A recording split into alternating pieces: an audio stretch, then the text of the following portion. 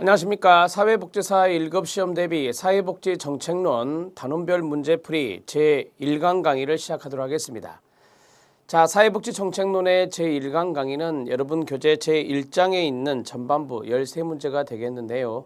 사회복지정책론은 이제까지 출제된 공개된 문제를 쭉 분석해보면 정말 어렵게 출제된 영역 중에 하나다, 이렇게 오리엔테이션 때 말씀도 드렸습니다. 자, 사회복지 정책론을 여러분들이 잘 이 시험에서 보기 위해서는 두 가지가 필요합니다. 하나는 이 사회복지 정책에 대해서 관심을 좀 갖기 바랍니다. 관심을 가져야 거기에 대해서 그 학문에 흥미를 느끼게 되고 또한 용어 정리도 더 잘 이루어질 수 있습니다. 자, 두 번째로는 여러분들이 관심과 함께 개념 정리를 하시되 그 개념이 동의어도 많이 있고 또한 어려운 단어도 많이 있습니다. 이러한 것들을 해결하는 방법은 기본적인 이론을 잘 숙지하는 것이 첫 번째고, 두 번째로는 기출문제에서 나왔던 내용들을 다시 한 번 더 살펴주시는 게 좋습니다. 2011년부터서 16년도까지의 내용들이 쭉 있는데요.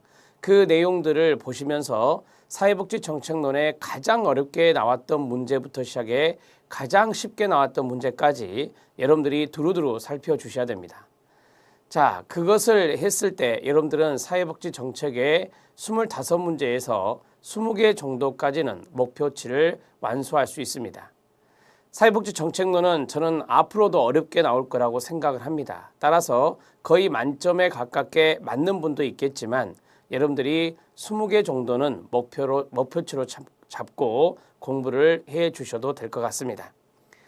자, 그 과정 중에 하나가 단원별 문제풀이가 되겠는데요. 단원별 문제풀이의 문제들은 대개 제가 이론 수험서 거기에 있는 문제들이 많이 있습니다.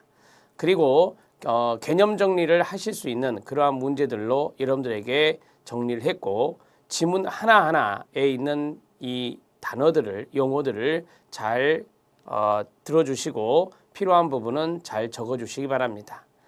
자, 제1장의 내용들을 보니까 상당히 많이 있네요. 사회복지 정책의 개념과 성격, 사회복지 정책의 이념과 전략, 사회복지 정책의 목표와 철학적 배경, 사회복지 정책을 둘러싼 가치들, 사회복지 정책 발달 역사 속에서의 정책 이슈가 있습니다. 일명 사회복지 발달사 내용이 나옵니다. 영국의 역사, 독일의 역사, 미국의 역사, 한국의 역사, 이렇게 이론에서 배웠는데요.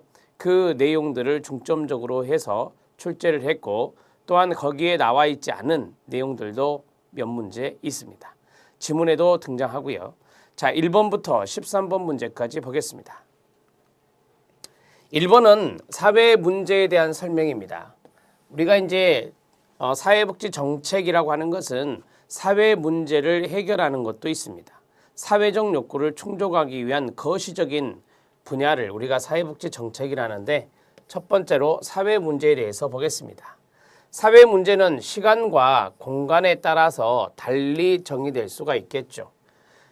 우리가 이제 시간적인 측면, 역사적인 측면이라 보시면 되겠고, 공간적인 측면, 이건 환경이 되겠습니다. 미국에서, 영국에서, 한국에서 이러한 공간에 따라서 사회 문제는 달리 정의될 수가 있습니다. 맞습니다. 문제에 대처하기 위한 행동이나 개입을 만들어낸다라고 했습니다. 문제를 문제로 그냥 두지 않겠죠. 그 문제를 대처하는 해결책들이 나오겠죠. 그래서 대처하기 위한 행동이나 개입이 나오게 됩니다. 맞습니다.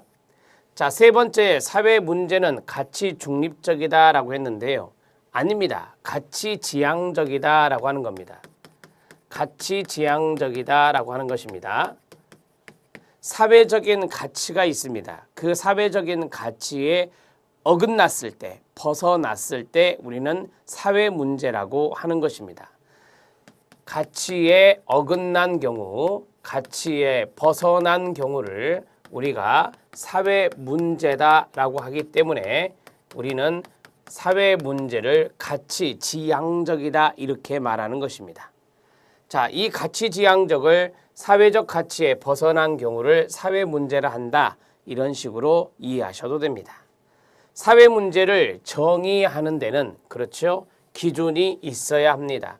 이게 사회 문제이냐, 사회 문제가 아니냐라고 하는 것을 판단할 때는 당연히 기준이 있어야 됩니다. 그 기준의 대표적인 것이 사회적 가치와 사회적 규범들이 여기에 들어갈 수 있겠습니다. 이러한 것들을 기준으로 해서 여기에서 어긋나면 벗어나면 문제가 되는 겁니다. 문제의 직접적 피해자 이외에 많은 사람들에게도 영향을 미쳐야 바로 사회 문제다 이렇게 말할 수 있습니다. 자, 직접적인 피해자가 있겠죠. 그 사람 외에도 보다 많은 사람들에게 영향을 끼쳤을 때 우리는 통상적으로 사회 문제라고 말합니다. 1번의 답은 3번입니다.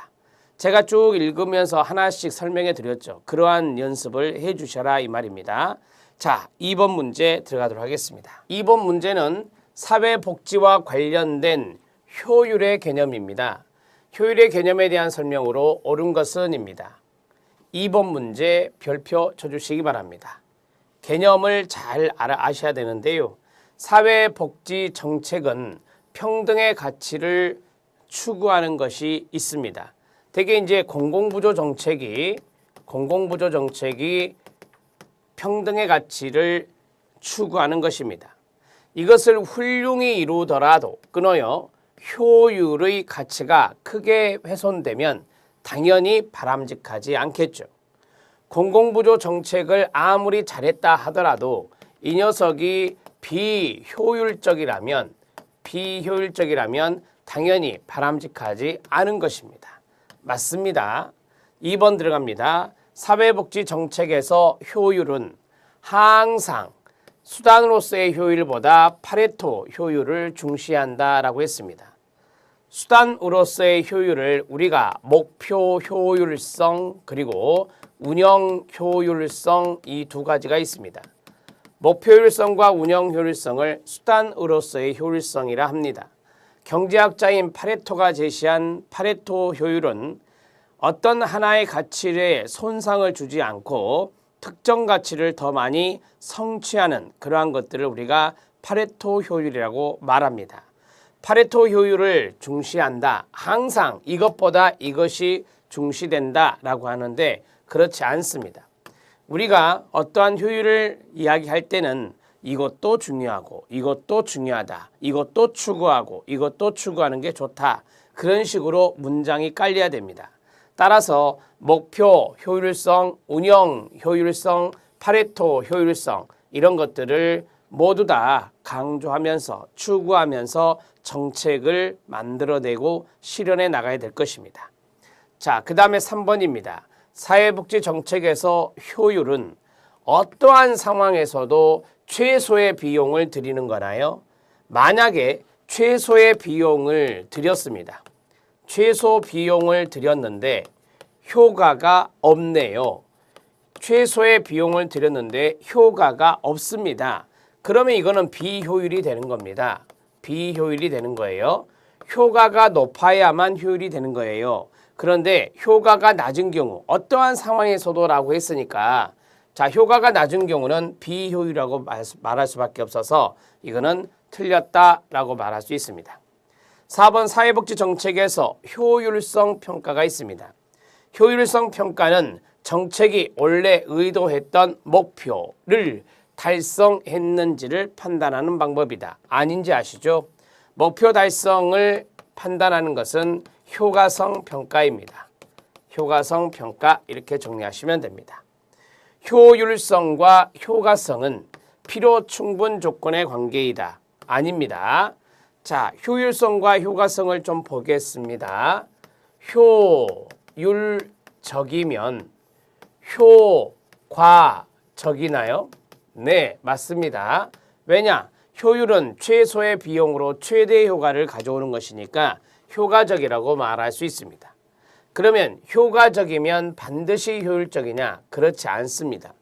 효과적이라 하더라도 비용이 많이 들었으면 비효율입니다. 따라서 이쪽에서 이쪽으로 가는 것은 네, 성립하지 않죠. 그러면 이거는 필요 충분 조건이라고 말할 수가 없고요.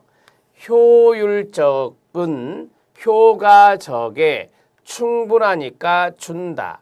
충분 조건이 되는 것이고 우리가 조사 방법론에서 타당도가 높으면 신뢰도가 높다. 타당도는 신뢰도의 충분 조건이고 우리가 이제 신뢰도는 타당도의 필요 조건이다. 이런 걸 배우셨는데요. 효과적은 필요하니까 받고 있죠. 효과적은 효율적에, 효과성은 효율성의 필요 조건이다. 이렇게 말할 수 있습니다. 자, 이렇게 성립하는 것이지 필요 충분 조건의 관계다. 그럼 틀립니다. 답을 해결했습니다.